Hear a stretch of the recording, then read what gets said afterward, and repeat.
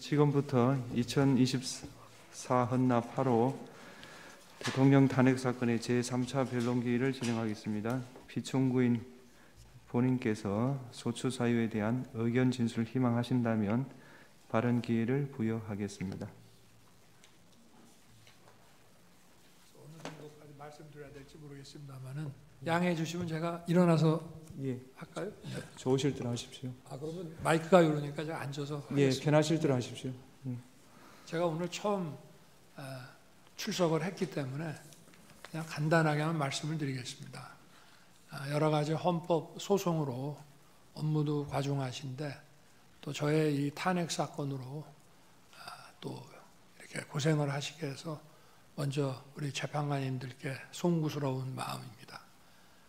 저는 철들고 난 이후로 지금까지 또 특히 공직 생활을 하면서 자유민주주의라는 신념 하나를 확고히 가지고 살아온 사람입니다. 헌법재판소도 이러한 헌법 수호를 위해서 존재하는 기관인 만큼 우리 재판관님들께서 여러모로 잘 살펴주시기를 부탁드리겠습니다. 또 필요한 상황이 되거나 질문이 계시면은 말씀드리도록 하겠습니다. 네, 감사합니다. 다음으로 피청구인에 대한 신문을 하겠습니다. 피청구인 본인께서는 그 자리에 계시면 되겠고요. 질문사항은 2개밖에 없습니다. 피청구인에게 진술 거부권을 고지해 드립니다. 질문 전체에 대해서 또는 개개의 질문에 대해서 진술을 거부할 수 있습니다.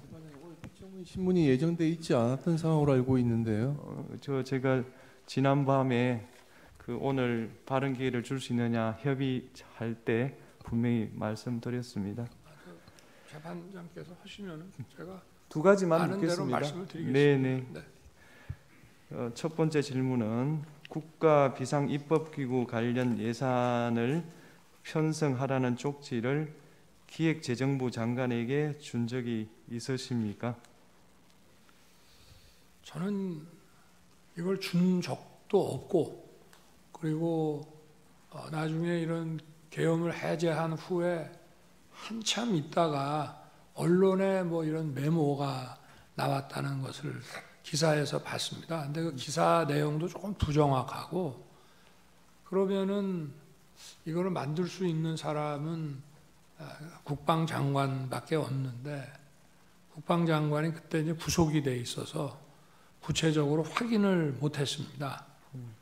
그런데 그 내용을 보면 좀 내용 자체가 좀 서로 좀 모순되는 것 같기도 하고, 그런데 하여튼 그 부분에 대해서는 그렇습니다. 자세하게 또 물어보시면은 제가 아는 대로 답변을 드리겠습니다. 예, 2번째 질문, 마지막 질문 드리겠습니다. 본인께서는 이진우 수방사령관, 곽종건 특전사령관에게 계엄 선포 후 계엄 해제 결의를 위해 국회에 모인 국회의원들을 끌어내라고 지시한 적이 있으십니까? 없습니다. 네.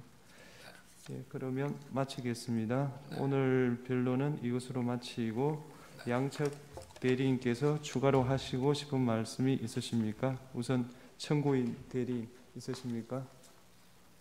피청구인 측은 지난 2차 변론에서부터 다양한 부정선거 의혹에 대해서 제기하고 있습니다. 그리고 어제 오늘 선거 부정 논리를 뒷받침하는 다수의 증거와 증인도 신청했습니다.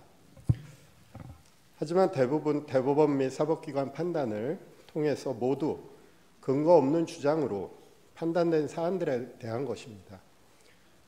저희 청구인 측 대리인단은 피청구인 측의 선거 부정에 관한 주장은 아무런 근거가 없을 뿐만 아니라 이 사건 탄핵 심판의 쟁점이 아니라고 생각합니다. 가사 선거 부정이 있다고 해도 피청구인이 비상계엄을 선포한 것, 병력을 동원해서 국회에 침입한 것 등 이 사건 소추 사유를 전혀 정당화시킬 수 없습니다. 선거 부정의 사유는 피청구인 스스로 발표한 계엄 선포 사유에도 등장하지 않았습니다. 계엄 선포 도발에 실패한 이후에 비로소 자신의 행위를 정당화하기 위해서 그런 사유로 등장한 것입니다. 이 사건 탄핵 심판은 수많은 국민들이 듣고 바라보고 있습니다. 그래서 피청구인 측의 기이한 부정선거 주장을 그대로 방치하기는 어렵습니다. 국민들에게 미치는 해로운 영향 때문입니다. 선거 공정성은 우리 민주주의의 생명이며 핵심입니다. 그것을 함부로 쓰레기통 속에 구겨 넣는 주장을 방치한다면 우리 민주주의도 어느 순간 같은 운명에 처할 수밖에 없습니다. 더 이상 선거 부정의 의혹 제기 그리고 그와 관련한 증거 신청은 적절하게 제한해 주실 것을 요청드립니다. 피청구인 측 하시고 싶은 말씀 있으십니까? 예. 탄핵 재판이라는 게 형사 소송 절차 준해서 하는 것이고 또 제가 지금 직무 정지된 상태이기 때문에 어떤 영향력도 행사할 수 없습니다. 그리고 이 사건 내용을 제일 잘 아는 사람은 바로 피청구인인 대통령 저 자신입니다. 그래서 그런 주장은 좀 이해가 좀 안 되고요. 아까도 이런 부정선거 의혹이 음모론이라고 하시고 계엄을 정당화하기 위한 거라고 사후에 만든 논리라고 하셨는데 이미 계엄을 선포하기 전에 이런 여러 가지 어떤 선거의 공정성에 대한 신뢰에 좀 의문이 드는 것들이 많이 있었고 또 2023년 10월 국정원의 선관위 전산 장비의 아주 극히 일부를 점검한 결과 문제가 많이 있었기 때문에 부정선거 자체를 색출하라는 것이 아니라 선관위의 전산 시스템을 전반적으로 스크린할 수 있으면 해봐라. 어떤 장비들이 있고 어떤 시스템에 의해서 가동이 되는지 그런 것이기 때문에 저희가 무슨 선거가 전부 부정이어서 믿을 수 없다 하는 그런 음모론을 제기하는 것이 아니라 팩트를 확인하자는 그런 차원이었다는 점을 이해해 주시기 바랍니다. 네. 이상으로 청구인 측에서 보여준 그 영상에 대해서 제가 그냥 짧게 한 말씀만 이해를 돕는 차원에서 잘 봤습니다. 그런데 아까 그 군인들이 본청사에 진입을 했는데 직원들이 좀 저항을 하니까 스스로 이렇게 나오지 않습니까? 얼마든지 더 들어갈 수 있는데도 저게 이 점을 좀 국회의 의결을 방해했다는 얘기를 자꾸 소추인 측에서 또 지금 민주당에서 하고 있는데 저는 그런 말씀을 하나 드리고 싶습니다. 가사 그러면 12월 3일, 4일 그 밤에 그 내려진 의결을 군을 투입해서 방해했다고 한다면은 그럼 그걸로 이제 더 이상 계엄 해제 요구를 못하고 계엄이 쭉 그냥 가는 것이냐? 저는 그렇지 않다고 봅니다. 대한민국에서 국회와 언론은 대통령보다 훨씬 강한 초갑입니다. 만약에 제가 무리를 해서 계엄 해제 요구 의결을 못하게 한다 해서 국회 아니라 다른 장소에서도 할 수 있고 그 이후에 얼마든지 계엄 해제 요구를 할 수가 있습니다.